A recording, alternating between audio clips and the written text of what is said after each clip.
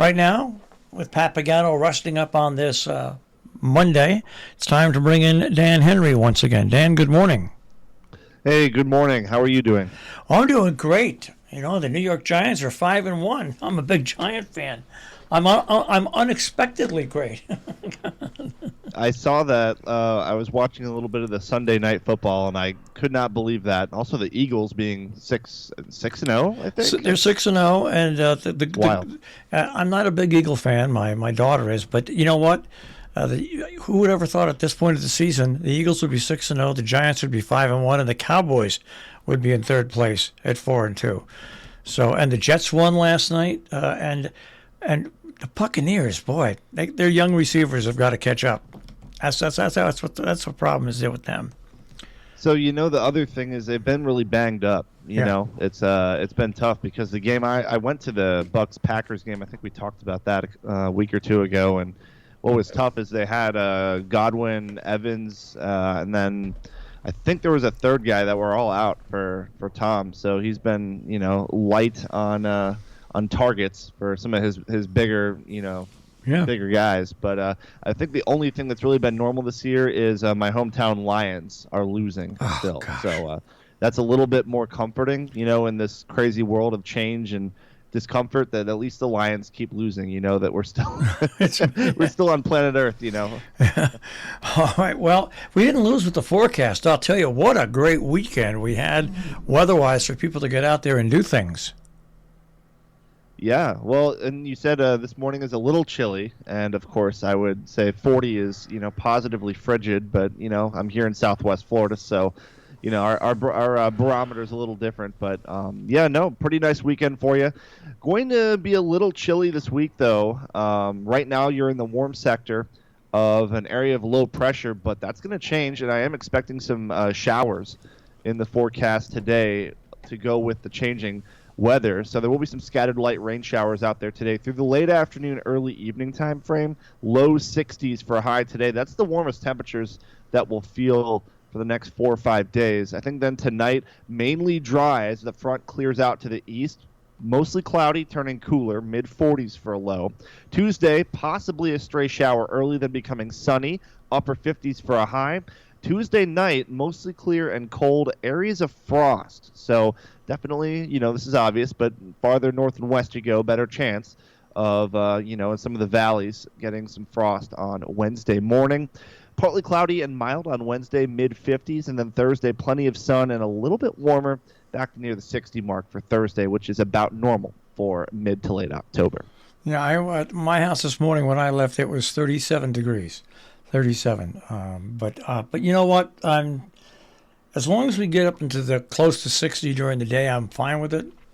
Because this is that horrible transition period which takes us from spring and summer into fall and then winter. So, but you know what? The weather, it really was. There was a big rally on the green in Sharon yesterday. And the weather couldn't have been any better. There was no wind. It was about 62. Anywhere between 300 and 500 people showed up. Kids, families, young, old, and it was that way for all the events that happened this weekend. So it was nice to get a real nice weekend out of it. A perfect fall weekend, as a matter of fact. I don't consider it perfect because I don't like cold weather, but anybody who loves the fall, it couldn't have been any better. Couldn't have been any better than it was this weekend. And you say, so it's going to get cold. Are we now into that phase where every week it gets slightly colder and colder and colder? Yeah, I think generally speaking, that's probably the way things are going to be. Obviously, it's hard to have too many specifics looking at a 2 to 3 week forecast. But excuse me, this week definitely some beautiful afternoons on the way, and you did hit the nail on the head, getting into the upper 50s to near 60.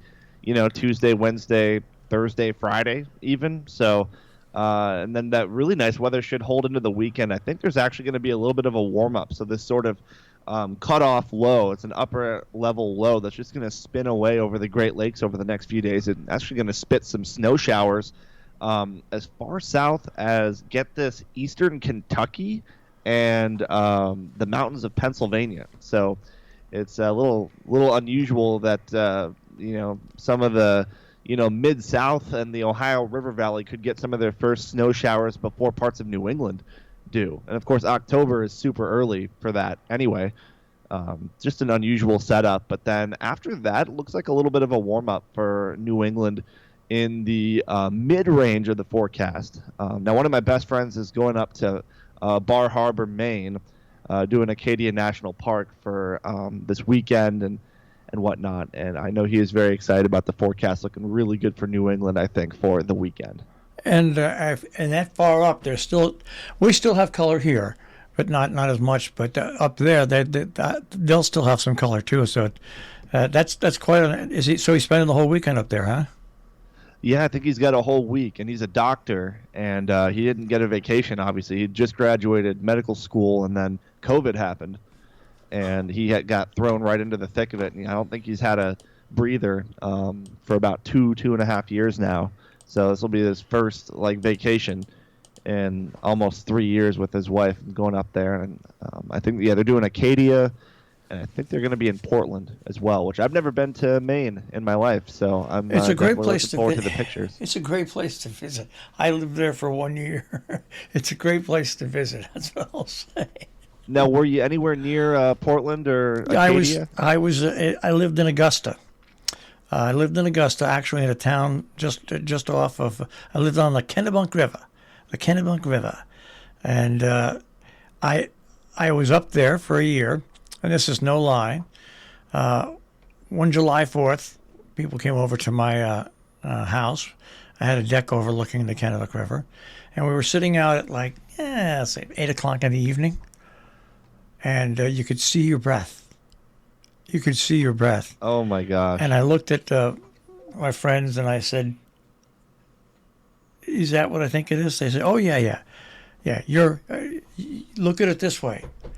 Just look at it this way. Labor Day, Maine moves north by 500 miles. And I was literally gone from Maine in 2 months. Wow. I said, nope.